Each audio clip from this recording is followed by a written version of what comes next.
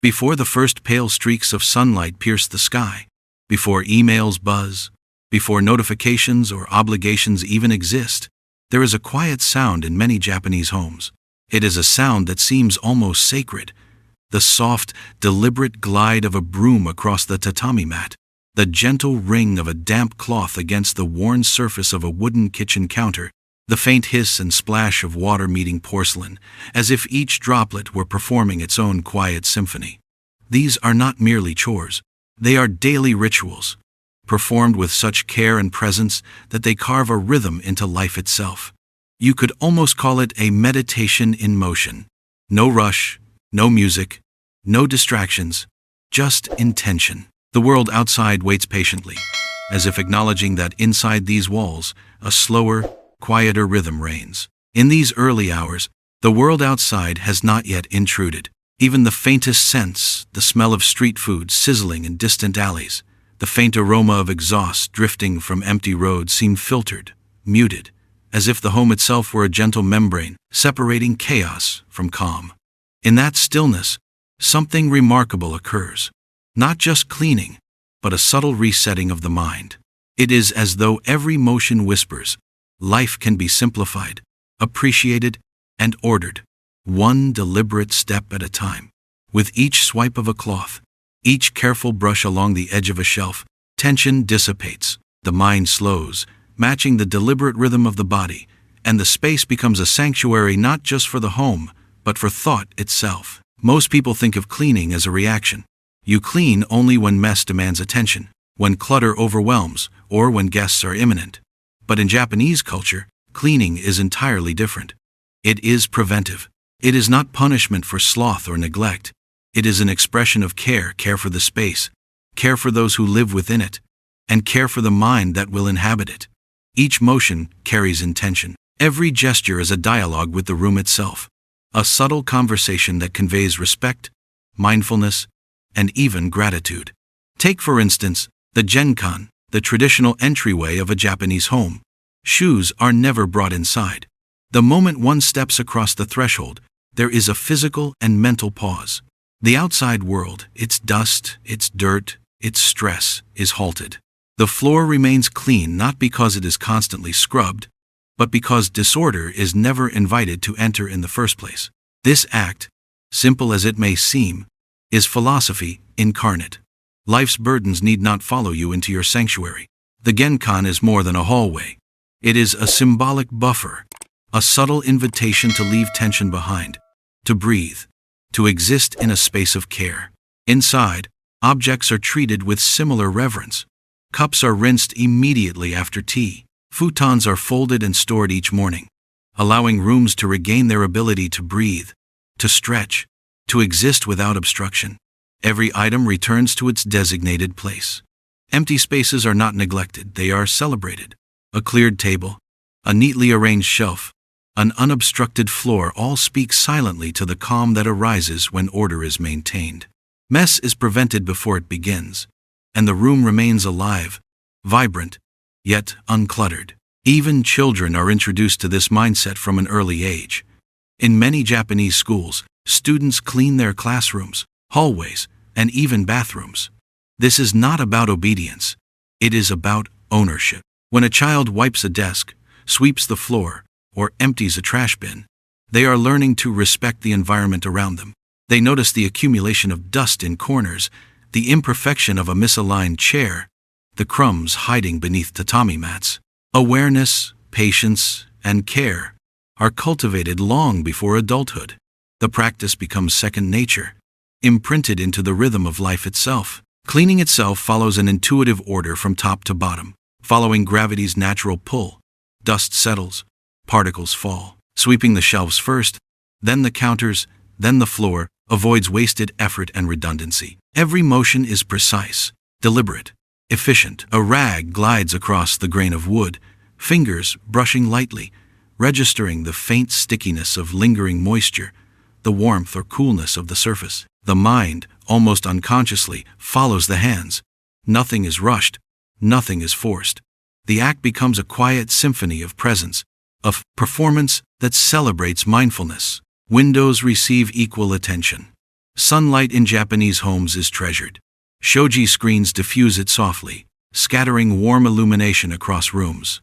Light is not merely functional, it is therapeutic, but light only matters if it is unimpeded. Clean windows allow mornings to arrive unobstructed, letting sunbeams travel freely across floors, walls, and ceilings. Dust motes float gently in the shafts of light, highlighted yet unobtrusive, and are acknowledged with a quiet appreciation. Light touches mood, and mood touches the quality of life itself.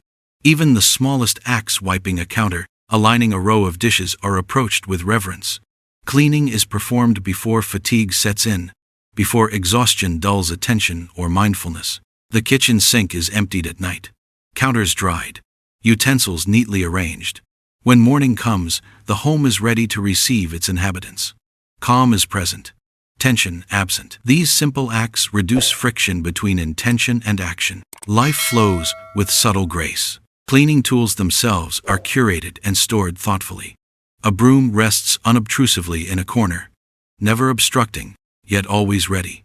A damp cloth hangs near the sink, easy to reach, easy to use. Tools are not hidden, nor are they instruments of laborious punishment. They are extensions of living, designed to support care and attentiveness. There is no shame in tidying, no hesitation in maintaining. Cleaning, here, is integrated seamlessly into the flow of everyday life. It is not a task, it is a way of being. And within this stillness, a profound lesson emerges. Space is not merely physical, it is emotional. Attention to the home is attention to oneself. The order of a room reflects the calmness of the mind. The rhythm of cleaning becomes a rhythm of living slow, deliberate, and full of quiet joy. Bathrooms too follow this philosophy, quietly mirroring the mindfulness found throughout the rest of the home. Toilets are cleaned daily, not because they are visibly dirty, but as a matter of respect for the body, for hygiene, and for the space itself. The act is deliberate. Every brushstroke, every swish of water is intentional, acknowledging the use and value of the facility. Ventilation is managed carefully. Steam is allowed to escape. Windows are opened just enough to circulate fresh air. Tiles are scrubbed, drains cleared, and surfaces wiped. Mold and mildew are prevented before they appear, rather than confronted after the fact.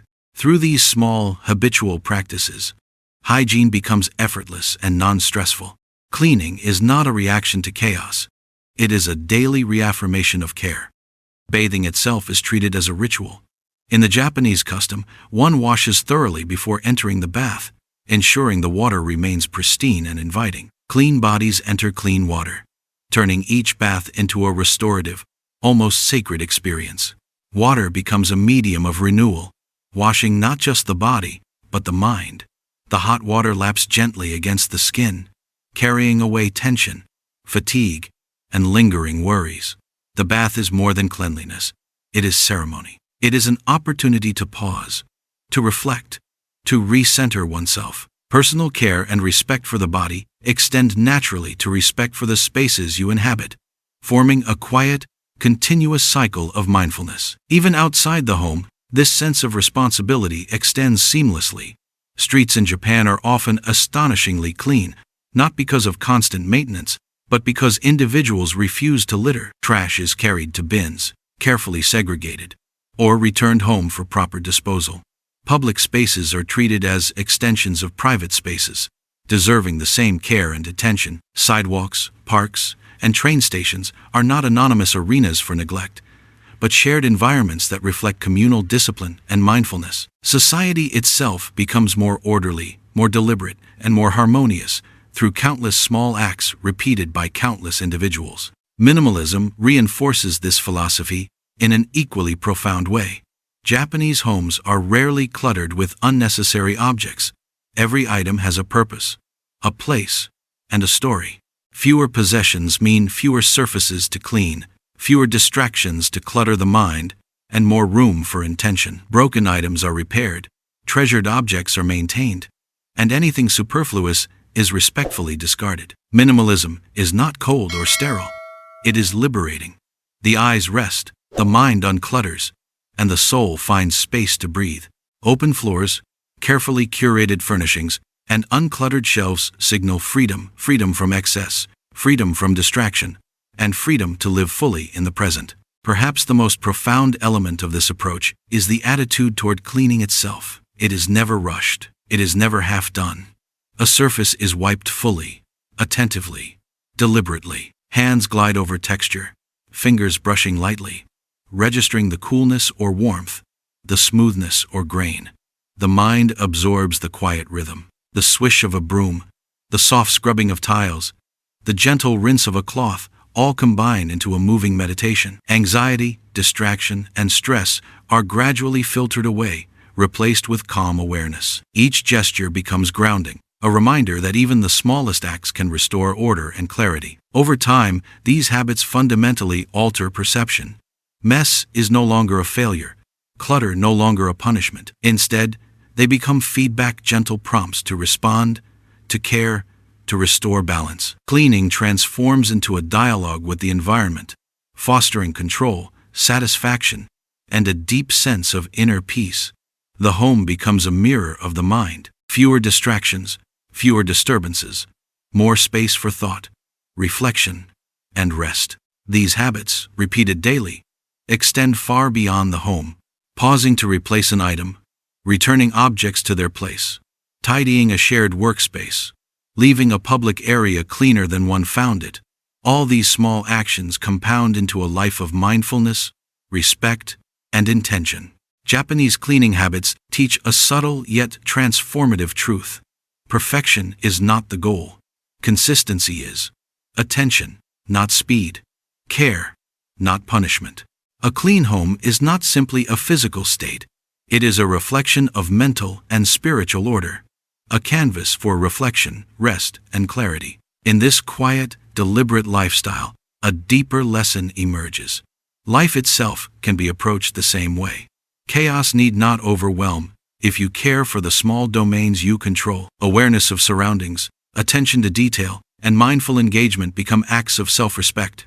Habits once confined to tidying the home naturally extend to emotional, mental, and relational care. Each action reinforces the next. Each thoughtful gesture strengthens presence and intentionality. The broom sweeping the tatami is no longer just a cleaning tool. It becomes a brush painting calm into daily life. The folded futon is not merely a bed arranged neatly. It is a signal that life's chaos can be managed, that control is possible through deliberate action. The sunlight streaming through a clean window is not simply light.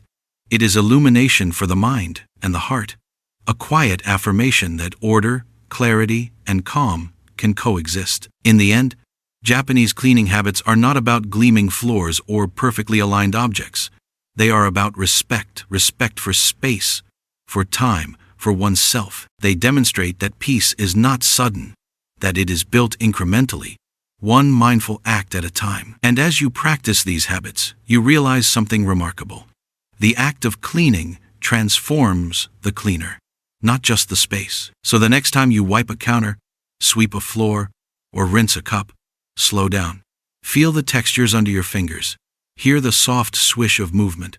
Notice the quiet. Observe the warmth of sunlight, the subtle coolness of the floor, the faint aroma of morning air. In these small, deliberate acts, you are not merely cleaning, you are practicing how to live fully, attentively, and gently. If this philosophy resonates, like this video to help share this quiet wisdom with others. Subscribe for more calm, intentional stories, and share it with someone whose home or mind could benefit from a gentle reset. Remember, transformation is not sudden. It is gradual, subtle, and cumulative. Peace is not found in a single act, but in repetition, in attention, in care. It is built softly, one mindful habit at a time. One motion, one moment, one life.